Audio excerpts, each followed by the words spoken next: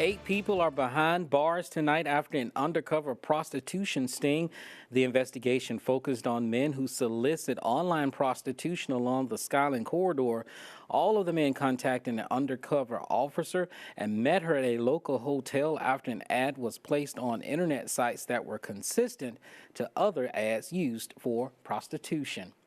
And we're glad to be with you tonight. I'm Jabari Pruitt. We take a closer look at a bill in the legislature that could affect minimum wage across the state. Plus, a dangerous road in Tuscaloosa has some city leaders looking for ways to make it safer. And Peter Crank will tell us how low will the temperatures go. But first, 6 people are killed after 2 deadly car crashes in Ohio and Alabama. We begin tonight in Ohio. 5 people are killed after a crash on Interstate 75 this morning. Police in Dayton says the driver of the sedan was traveling the wrong way down the highway before it slammed into an SUV carrying 4 people. All 5 died at the scene. Now, alcohol is believed to be the cause. The crash is under investigation. In Alabama, the investigation continues after an early morning crash that left 1 person dead. Police say the driver was also going the wrong way on Interstate 459 South near Exit 6 in Bessemer before colliding with another car. The driver is in stable condition at UAB Hospital. And Rice Mine Road has proven to be a dangerous and deadly road in Tuscaloosa. WVUA 23's Taylor Mooney shows us what city leaders could be doing to make it safer. Jabari, Rice Mine Loop Road was the scene of a 3-car accident on January 28th, killing 15-year-old Ariel Backstrom and seriously injuring the driver, 16-year-old Brianna Hike. Since that accident, I have had some constituents to contact me who travel that road frequently and made suggestions to how we might take a look at that stretch of road to see if we can make it any safer. Engineers have been in the area and given cost estimates. District 3 Tuscaloosa City Councilwoman Cynthia Allman says that the city could spend up to $500,000 for the projects to be completed. It could include pylons to divide lanes going east and west. Adding additional shoulder to the road could also be another option the city could take. Well, anytime you have something like that happen, it certainly makes you take pause and want to, if there's any corrective action to take, and I'm not saying that there is, but if there is, then certainly take that as quickly as possible. So I expect that we'll be talking about this in the next week or 2. As part of the Transforming Tuscaloosa legislation, the city of Tuscaloosa will invest $200 million over a 25-year period. Rice Mine Road receiving $4 million worth of improvements. The driver in the wreck, 16-year-old Brianna Hike, has since been released from UAB Hospital. In the newsroom, I'm Taylor Mooney, WVUA 23 News. All right, switching gears here. Peter Crank is in with a first look at that forecast. And Peter, it's cold outside. It is. We're sitting at 36 the past hour here in Tuscaloosa. We dropped to 35 after 10 o'clock. Further to the north, it is in the single digits and below 0. We're sitting at 7 in Minneapolis and -1 in Boston. The good news is we're not going to be seeing that colder air moving into the area. We're going to see some warmer air moving in from Texas as we go over the next couple of days. 56 for our high temperature tomorrow, but we do see increasing cloud cover ahead of a rain chance that will arrive on President's Day. All of the details on that in weather. All right, Peter, thank you. Well, Justice Antonin Scalia, the longest-serving Supreme Court justice, has died. Officials say he died in his sleep during a hunting trip in Texas. In a statement, Chief Justice John Roberts says the High Court is saddened by the news. He says Scalia's passing is a great loss to the court and the nation. He'll be remembered in many ways, certainly as this larger-than-life figure, larger-than-bench figure, someone who embraced both the law and a life beyond the court. Now, he was 79 years old. And Alabama education officials are looking into legal issues that placed requirements on an Illinois school system to allow transgender students equal access to a girls' locker room. The meeting took place in Hoover, Huntsville, Selma, Decatur, Anniston, and Chickasaw. And Alabama lawmakers are expected to vote on a bill that would block cities from setting local minimum wages. WVUA 23's Yostina Benoob joins us live now with more. Yostina.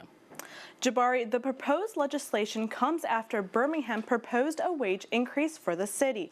By March 1st, they hope to raise wages. According to WVUA 23's political analyst Steve Flowers, legislatures control a lot of decisions that local county and city governments make. They do that sometimes. They will sometimes exert their influence, which is what's the case Representative Faulkner in Jefferson County is doing now. He does represent a very small portion of the city of Birmingham. The city of Birmingham should be able to raise the minimum wage and set the salaries for their employees any way they want to. It's their city. They were elected to run the city. The legislators were elected really to run the state government. Birmingham City Council voted in August to establish an hourly minimum wage of $8.50 by July 2016 and $10.10 by July 2017. Republican State Representative David Faulkner of Mountain Brook filed a bill that would mandate uniform minimum wages in Alabama and void local wage ordinances. Currently, Alabama has no state minimum wage and uses the federal one of $7.25 an hour. Advocates for low-income workers say local governments are better suited to handle local wage regulations. Proponents of the bill have said higher wages mean higher costs for employers and consumers and reduce job opportunities for low-wage workers. Democrat Representative Dario Melton from Selma says current minimum wages keep workers in poverty. That's a perennial issue that comes up forever. My entire lifetime, the Democrats want to raise the minimum wage. Republicans want to keep it lower because Republicans' argument is that it's business owners' decision how much they can pay their employees. Flowers says he doesn't expect the bill to go past the floor. I don't think it will finally be passed because Democratic members of the House and Senate of Jefferson County will filibuster and tie the whole session up. But that happens quite often because of these particular local issues. In February, members and supporters of the Tuscaloosa 1010 Minimum Wage Coalition rallied outside of City Hall to protest high minimum wages. Mayor Walt Maddox met with the coalition back on January 27th. He supports a minimum wage increase but believes this is a matter of the state legislature. Reporting live tonight, Yostina Banoop, WVUA 23 News. All right, Justina, thank you. Well, Tuscaloosa City Schools will host a series of community meetings. According to the Tuscaloosa News, the meetings are to inform parents about the strategic plan. It passed back in December. It focuses on curriculum and instructions, investment in staff, and capital improvements. The meetings are Thursday, February 18th at 6 p.m. in the auditoriums at Central, Northbridge, Bryant, and Central High School, rather.